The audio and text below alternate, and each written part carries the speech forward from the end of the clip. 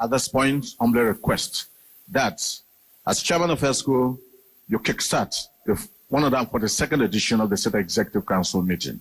Your Excellency, sir, let's please put on together once together for His Excellency the Governor. The Right Honourable Speaker of the Bayelsa State House of Assembly, my Lord, the Chief Judge of Bayelsa State, here ably represented by the President of the Customary Court of Appeal, other leaders and members of the State Assembly here present, and our visitors in October, August visitors in October, here ably led by our own, the Right Reverend and Right Honorable, the Lord John Toka Mugabe Sentamu, the Chairman of the Bayelsa State Oil and Environment Commission, and all other members of the Commission, members of the Fourth Estate of the REM, very distinguished ladies and gentlemen. I'd like to welcome you to this all-important, very special session of the Bayelsa State Executive Council meeting. I'm also chairman of the State Executive Council. And so it is going to begin with me and then end with me as chairman of this very special State Executive Council. I start to the Governor on International Development and Liaison, Funkazi Koroye Crooks, to make a presentation. Thank you, Your Excellency Chairman and Council. In May 2018, so over 6 years ago, the idea was conceived that Bayelsa State should take a holistic approach to the ever-present concerns and indeed pains of the environmental damage caused by the oil company's business drive to exploit our land for oil and gas.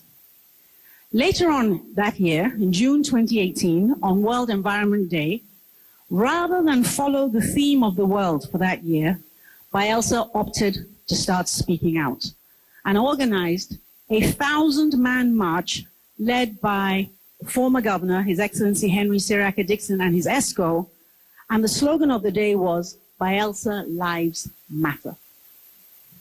In March 2019, the commission that you see here today, chaired by the Right Reverend and Right Honorable Lord John Mugabe Sentamu, were inaugurated. 5 years later, through COVID and other matters, the commission are now here before you. So today, the Bayelsa State Oil and Environment Commission will be laying their report in a little more detail. And may I congratulate Your Excellency, because whilst this is a small step for mankind, I really do believe it's a huge step for Bayelsa. Thank you for taking us this far. First thing I want to do in front of your council and all people being invited is to present to you our report.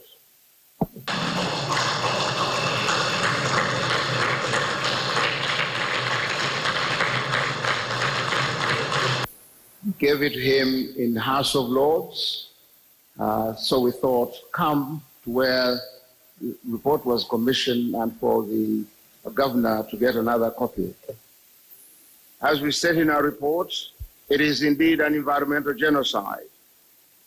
The Niger Delta was a lush green region which has lost 40% of its mangroves since our production began. Over 70% of Bayelsans rely on fishing for their livelihood, and yet the waters are full of oil and fish has been contaminated.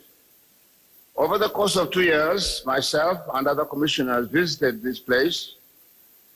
We held town hall meetings, representatives from local government areas, and we saw for ourselves conducting site visits with a local team and researchers of a number of places.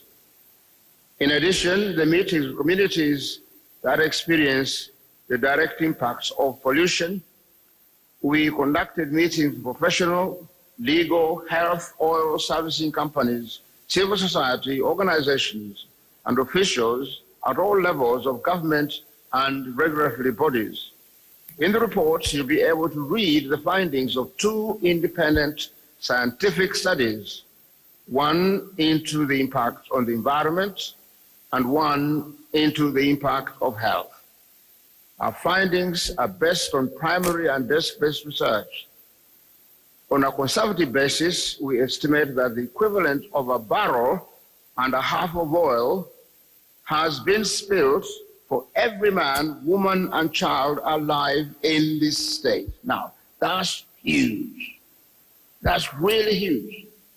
Our scientific research showed that chromium, a highly toxic oil-related contaminant, was present in groundwater in some areas over 1,000 times the World Health Organization limit, while in others, the concentration of noxious chemicals, such as total petroleum hydrocarbons, exceed a safe level by a factor of 1 million.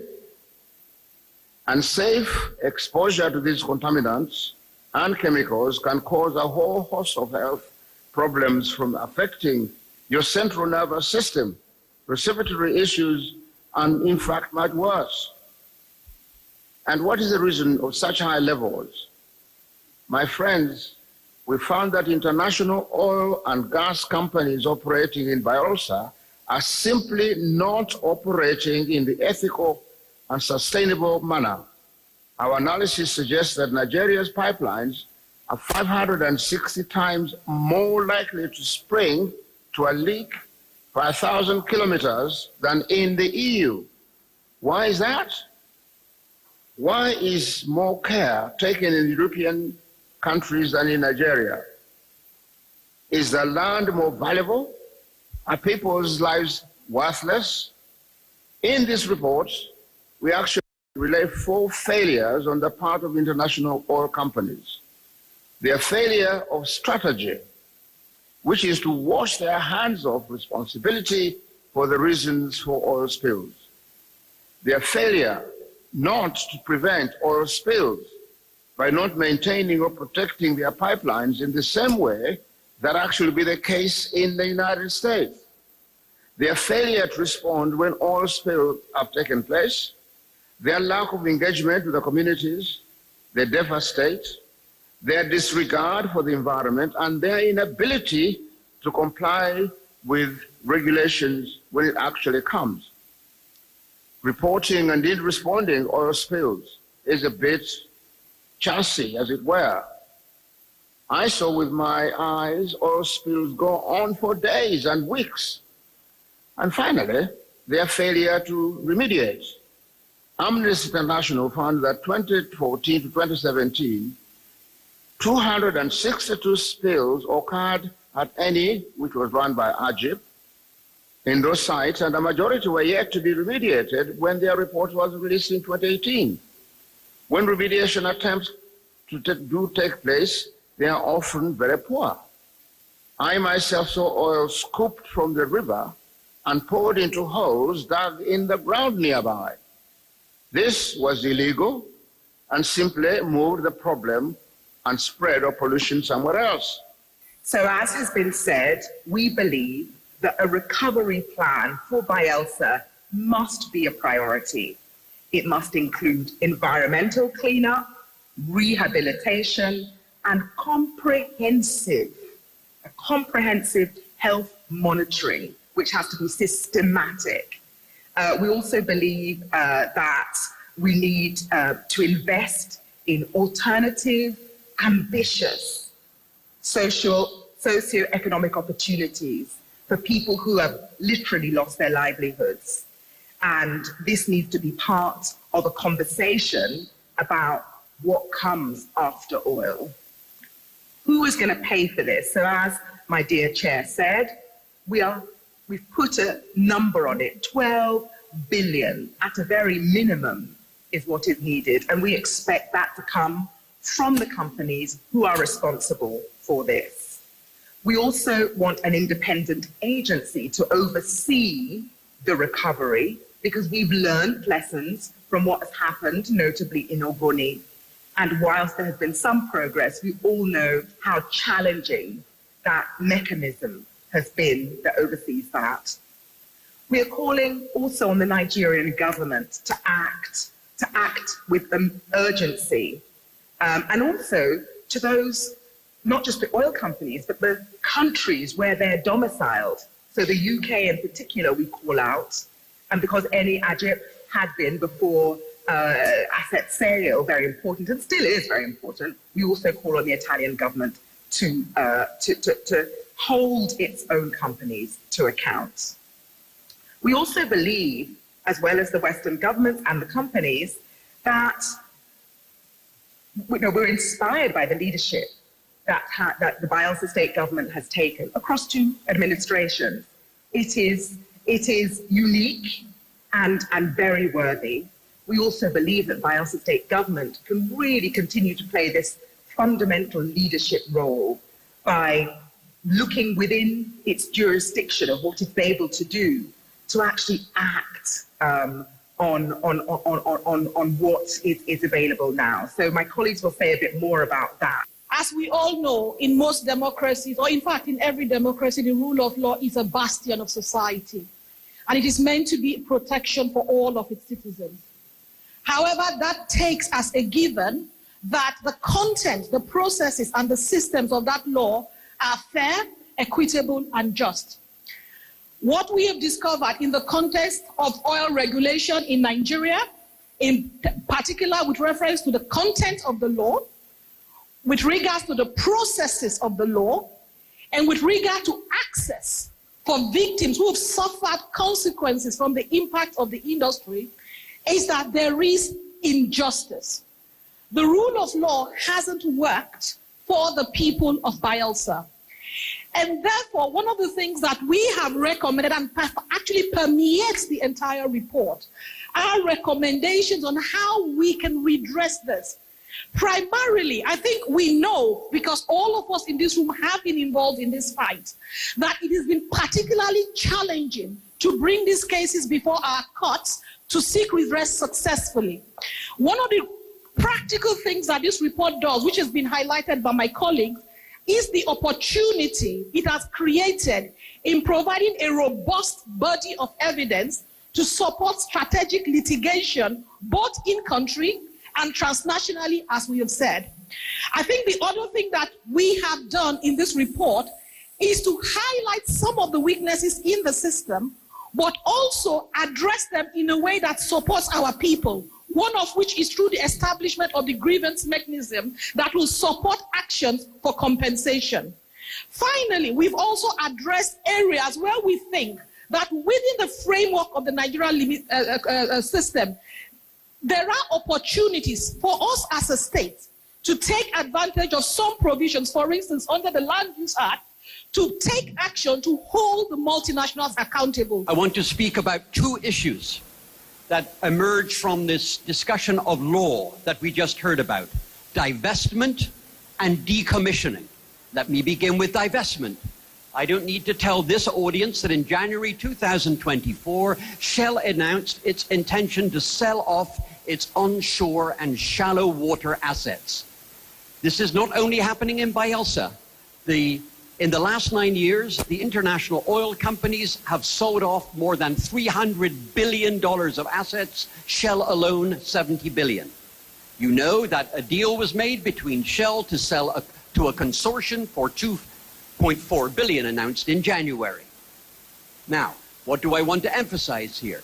Often the companies will say that this is to pursue an energy transition or sustainable development. It's nothing of the sort. It's an attempt to avoid the environmental and social liabilities that have accrued because of their operations. Now, many of these deals, and the Shell case is no exception, are shrouded in secrecy. There is no stakeholder involvement. There is no engagement by civil society, in some cases by state government. So, what is the important point here? These types of divestment will not go away. Quite the reverse. They will increase in the near future. And unless there is a process, a process which will produce transparency and accountability, I am afraid to say that the oil companies will get off the hook. There has to be a process. They will simply neglect their responsibilities and flee. So that then is, and that process to address divestment, I think the Bielsa government, among others, can take a leading role. Secondly, quickly, decommissioning. All oil and gas fields have a lifespan, and there is a need for a closure and post-closure process to mitigate the risks of ecological and social impact. Operators and governments must plan for these eventualities. It's a huge problem. Around the world, decommissioning is estimated to cost more than $1 trillion. Bielsa has 5,000 oil wells, 21,000 kilometers of pipeline. These, at some point, will all have to be decommissioned. And unless there is a process, again, that the operators are held accountable, there has to be a process to ensure in the future that decommissioning produces a just outcome, a fair and just outcome. I say all of these things to finally just to say that, first of all, these issues are immediately pressing. They're important and pressing right now. 2, they will not go away, but they will increase. And 3, and finally, the Bielsa government can take a powerful and leading role, Governor, in addressing these issues. Our research underlined what is well known by all Bielsans, I think, that manipulative processes on the part of the oil and gas industry have sown division within and between communities to prevent collective action in claims for damage among those most affected by the oil industry spills, flaring, and other forms of pollution. Among these practices are oil field and infrastructure naming practices, the designation of host communities, without leaving out some communities while selecting others, all of which has created conflict over many years. These practices have also engaged local residents to provide security to installations as part of broader policy that, as is well known here, does not require oil operators to compensate in case of sabotage. Now, as we know, and as our research has also underlined, this sabotage has been shown to be regularly feigned by industry, and which, even where accurate, does not acknowledge the structural impoverishment arising from oil exploitation that induces sabotage to begin with. Unfortunately, the Petroleum Industry Act has reinforced the problem by reinscribing modes arising from existing memoranda of understanding and GMO use systems. And so the report calls for a full renovation of these models to ensure companies cannot claim social projects have compensated people affected by oil spills and related accidents, and to re-empower recognized community governments and cross-government organizations to ensure that people are adequately compensated for the damages that they have faced. This, of course, will, the Bielsan government is in a position to really support the bridging of the definitional gap on the term community, which is not clearly defined in the Petroleum Industry Act, the new act, and that needs to be understood in a more comprehensive light. We have noted in our report the limitations and the complexity of federal agencies in dealing with the environmental and human crisis in Bayelsa State and the Niger Delta in general. But we also note in our report, Your Excellency, that Bayelsa State is not helpless. As my colleague pointed out, there is the Land Use Act, which grants the governor control and management over all lands within their state, including authority to grant and revoke occupancy rights for vital oil infrastructure. I want to underline the recommendation of this commission that the government of Bayelsa State should urgently exercise authority that it has within the framework of the Land Use Act to conduct a 6-month review of all the environmental and social performance of all oil and gas infrastructure in the state. And that when and where companies are found to have violated the integrity of the land to produce and sustain life, Bayelsa should move to revoke their occupancy rights. And this should be done, Your Excellency, as a matter of urgency.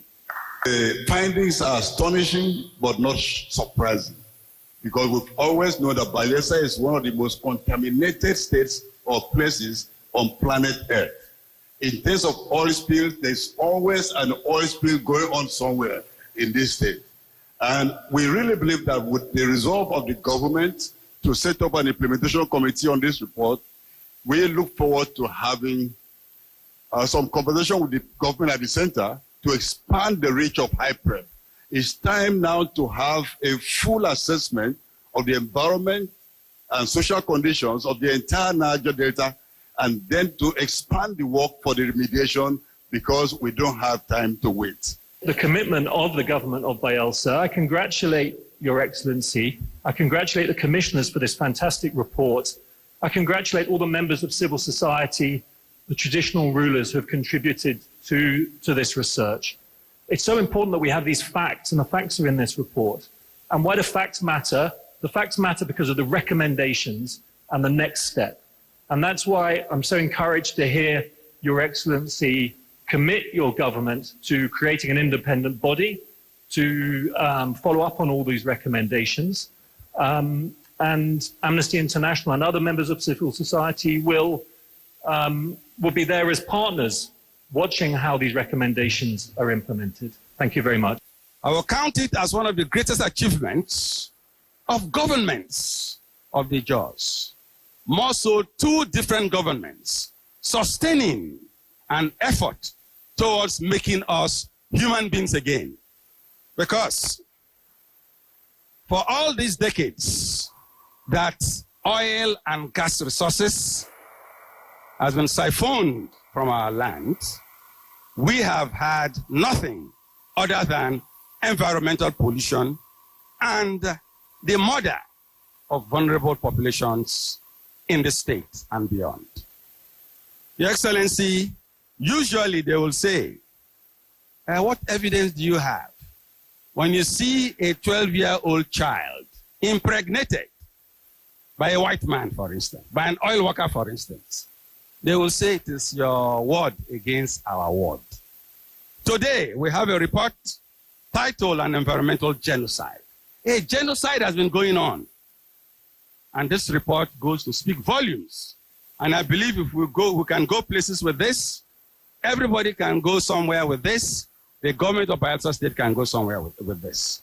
On behalf of the government and the people of Bayelsa State, I extend a heartfelt gratitude to our distinguished chairman, the Right Reverend Right Honorable Lord Tuka Mugabe Sentamu, and your entire team, who comprise of prominent personalities, researchers, scientists, and professionals in various fields, for the exceptional work you have done in illuminating our challenging circumstances. Your meticulously crafted report does more than present just a data. It reveals the harsh and often obscured truths of our reality in Bayelsa State. We express our profound gratitude to my predecessor, the immediate past governor of Bayelsa State, who is now a senator, His Excellency Senator Henry Seriake Dixon, whose vision led to the establishment of this commendable commission. His foresight and leadership set the stage for the vital progress that we are witnessing today.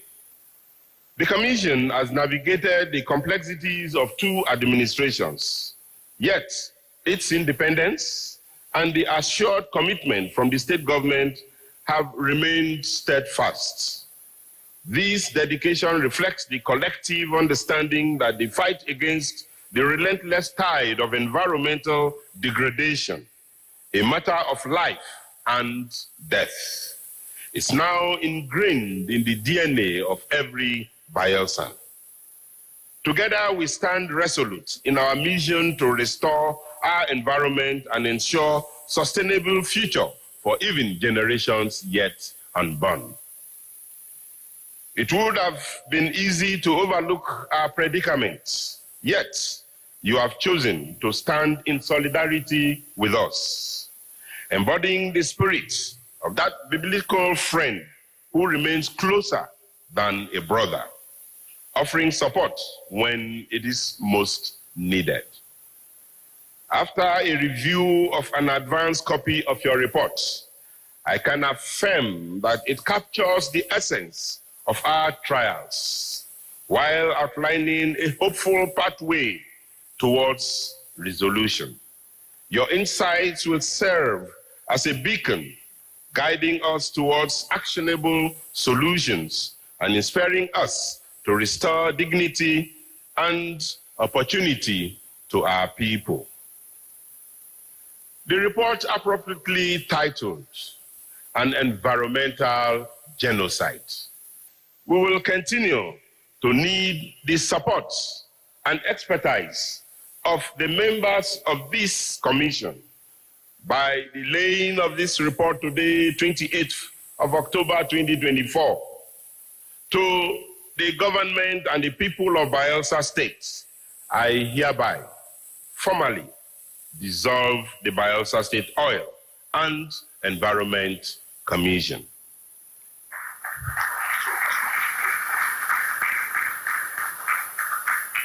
We commit to immediately create a dedicated body to oversee the implementation of the recommendations and other matters arising therefrom.